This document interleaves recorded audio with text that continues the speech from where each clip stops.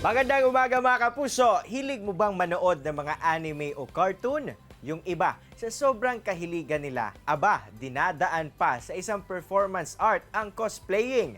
Kaya dito sa Spotlight, kilalanin natin ang isang kapuso na hindi lang brainy, kundi avid fan rin ng cosplaying, si Micaela Dumayag. Micaela, magandang umaga and welcome dito sa At Home with GMA Regional TV. Kumusta ka this morning? Buenos dias mga kapuso. Thank you so much for inviting me here at GMA Regional TV. And I am very thankful for this opportunity to share my passion and craft to others.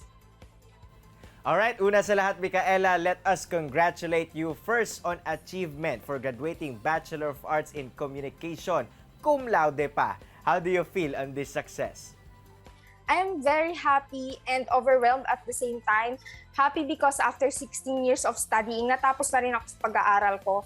Since I was in junior high school, I was a scholar. So there was a pressure on me to maintain that scholarship and to maintain yung grade na kailangan para sa scholarship na yun.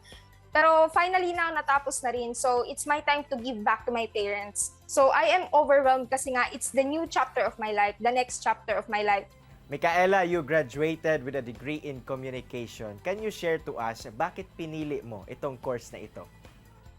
So way back in senior high school, I enrolled sa strand na ABM or Accountancy, Business and Management.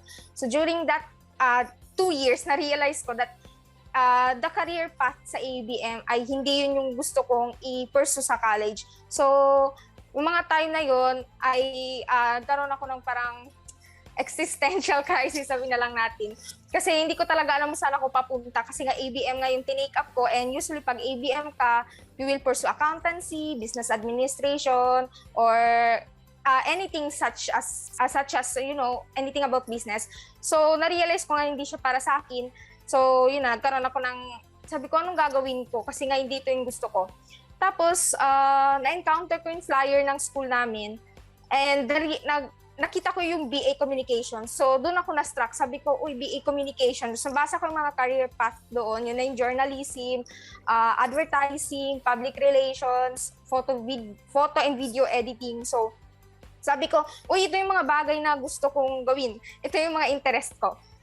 What's so interesting din about yourself, Micaela, ay ang hobby mo, which is ang cosplaying. Kwentuhan mo naman kami, paano ba ito nagsimula?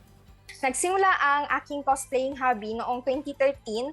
That time, nag-search pa lang ako sa internet ng anything about cosplay, like cosplay photos, mga costume ng mga characters, makeup tutorials, wig styling. Pero that time, since 2013 pa man, anime is not very common yet. And, you know, video games cosplaying, hindi pa siya ganun ka-mainstream katulad ngayon.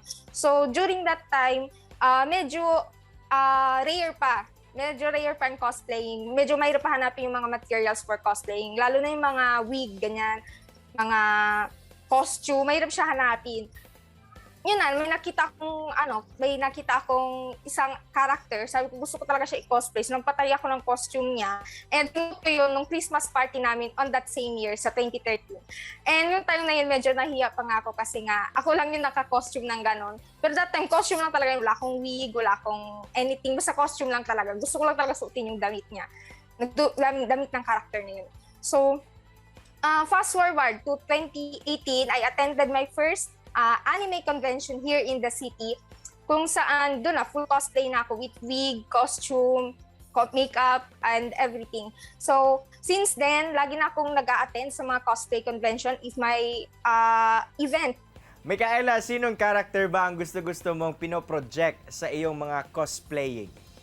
Ang bet na bet kong i-project sa pagko-cosplay ay yung mga strong female characters or strong female leads kasi nga nakaka-inspire sila. As a female dito sa male-dominated society, nakaka-inspire sila kasi they can stand up for themselves, they can fight for themselves, and they're not afraid to show who they really are and to be themselves.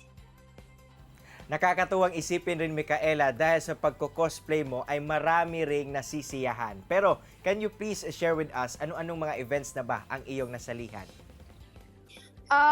Kunti pa lang nasalihan ko since nag-start lang naman ako ng mag-attend talaga ng cosplay conventions noong 2018. So, first convention ko talaga, pero this time di ako nag-cosplay, is Matsuri Fever 2017 here in Zamboanga City. The next year, same pa rin, Matsuri Fever 2018, this time nag-cosplay po ako.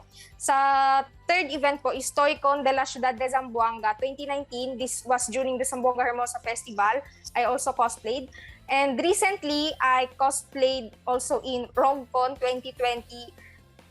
Still the same here in the city. Micaela, sa tingin mo, paano ba nakakatulong sa iyo ang pagko-cosplay sa pag-boost ng iyong self-confidence? Malaking tulong sa akin ang pagko-cosplay to boost my self-confidence because it is where I can be proud of my work, proud of my passion and my craft. And being able to portray fictional characters or anime characters is a big help to me kasi nga I can be whoever I want. So it's a big boost in my confidence. And most especially, I can meet other people who share the same interests like me.